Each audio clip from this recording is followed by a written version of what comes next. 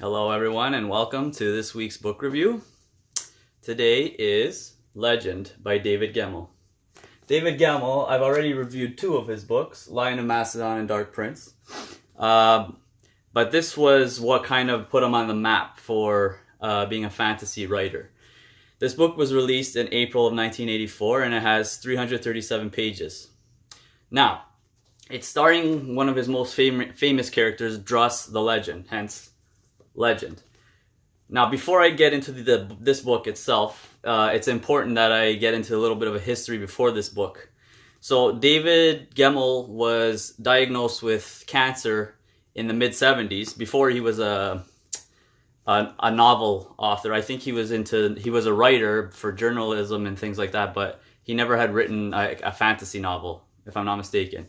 So, in the time that he got diagnosed and he was waiting for, I don't know, like a follow-up or to see if it was malignant or whatever, he said, okay, I'm just going to write a book. So he plowed through a book. Within 2 weeks, he wrote, it was called The Siege, I believe, The Siege of Dros-Delnoch. When he wrote that, it was basically a metaphor for his battling cancer. Then he found out later that it was a misdiagnosis, and he put away that manuscript or whatever, and then years later his friend found it and read it and said, this is actually really good. It just needs a little bit of work. Obviously, I'm like paraphrasing the story, but like it needed a little bit of work, but you know, you should submit it to be published. So then he did it. I guess he worked on it. He changed the name to Legend, tweaked it probably a little bit, and then there came this book in 1984. I just said it too.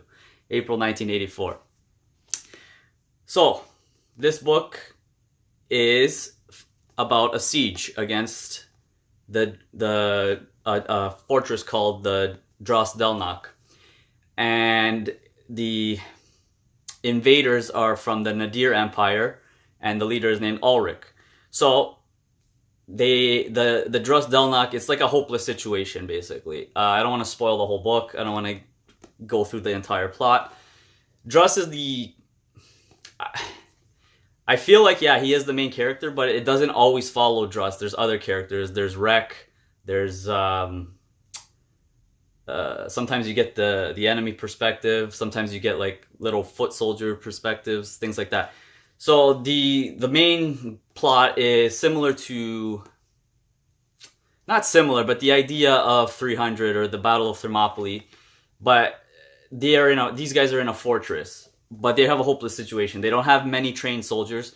Druss gets called in to be the hope, the ray of hope, the shining light. He trains all these like farmers and people who really never fought in a war in their lives. He has to train them and instill this hope that no matter how hopeless this battle will be, you still should fight till the end, because his thing is like, if we surrender, we're just going to be slaves anyway, so that's not living.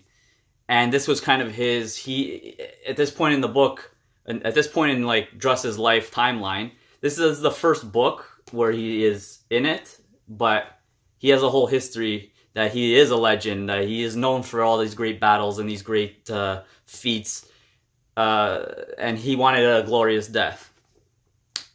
But, so, why did I like this book? Well, I like this book because of the metaphor that it is. The whole book, the whole time, all the characters are like, this is a hopeless battle, we're going to lose anyway, we're going to die anyway. And that's kind of like probably the first thing that goes in people's minds when they're diagnosed with cancer. Like, what am I even doing anymore? Like, I don't know. I'm not speaking for that, but I would imagine that that's what was going on through David Gemmell's mind when he started writing the first iteration of this book.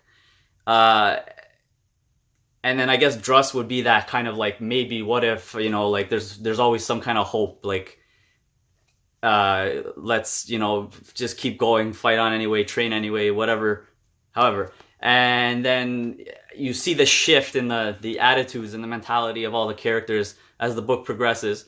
Most of the book is not even the siege itself. It's like the build up to that siege, the months leading up to it, where this army's marching towards them and they're running out of time, and then all these parties are trying to do their best to like prepare for this battle. And then I guess I'm gonna say a spoiler, it's like a little spoiler, but the way the book ends is kind of like another metaphor for, I guess, someone who either is misdiagnosed or they kind of beat the cancer or whatever. So when the invading army of the Nadir suddenly have to leave because whatever reason, okay? And there's still the threat that like, oh, we'll be back anyway. This is just a temporary victory for you guys. And I believe that's probably like, if someone had cancer and they're dealing with it, and there's always that possibility that it could come back, or they're misdiagnosed, but it's still a possibility that they could have it later. Probably that's still that lingering in their mind. In the case of the book, the epilogue, the army never comes back to try to invade again, and I believe that kind of, I don't know David Gemmell's biography, like I don't know how he died, for example, but I don't think cancer was the reason, or if it was, it happened much later in his life. He managed to write many other books because of like this tragic moment where first he thinks he's gonna die because he's misdiagnosed with cancer, so he goes on a writing rampage. Later forgets about it, then it resurfaces. This gets published, and then he goes on to write like, I don't know, many more novels with the fantasy genre, some within this storyline, like the Greek gods, etc. So that's why I took some time to research this book, because it ties also into the theme with my channel. We always wait for these moments, oh, I'm gonna put this off till later, I'm gonna put this off till later. But then it takes a real eye-opener, like for example, the fact that he thought he didn't have long to live, David Gemmell, the writer, the author. And then he goes on this writing spree and creates a book, and then later it turns on to this career in his life. So always have hope, I guess, that would be the theme. Don't give up, and if you doubt yourself, just write anyway. He thought that his first iteration of this book was junk. He thought it was not that great. Someone saw it had potential. You work on it, you tweak it. You're never going to get it right the first time, especially if you've never really written something before, if you're a writer, whatever you do. But just do it and then work on it. Say, I did this wrong, I fixed that, I can fix this, I need to work on this. And there you are. Anyway, this kind of went between a book review and like my old habits of, these personal development. But this is a really good book. I think there's a line right in the beginning. I just want to read if I can find it. Of course I can't find it. Oh yeah, this is what it is. And what is a man? He is someone who rises when life has knocked him down. He is someone who raises his fist to heaven when a storm has ruined his crop, and then plants again. And again, a man remains unbroken by the savage twists of fate. That's kind of my... It goes along with the lines of my mantras, like nothing can bring me down, undefeated, nothing's gonna keep me down, things like that. And that's like the opening kind of quote in this book.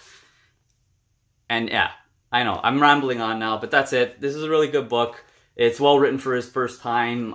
It's very entertaining too. Don't think of it's like this, like there's a very somber attitude in the book, but there are lighter moments. There's a little bit of humor here and there. Druss is a very likable character. He's not like this arrogant, like I'm the best kind of guy. He's more like, he's an older man, so he's like kind of compensating for it, trying to act like he's this legendary guy sometimes. And yeah, he's very, he's tough, but like he sympathizes with all his followers, all the people around him. So yeah, it's a good book. Check it out. One of his first, and then he goes on to write many more. Thanks for watching, guys. Please subscribe if you like my channel. Please like if you like this video, and I'll see you guys next time.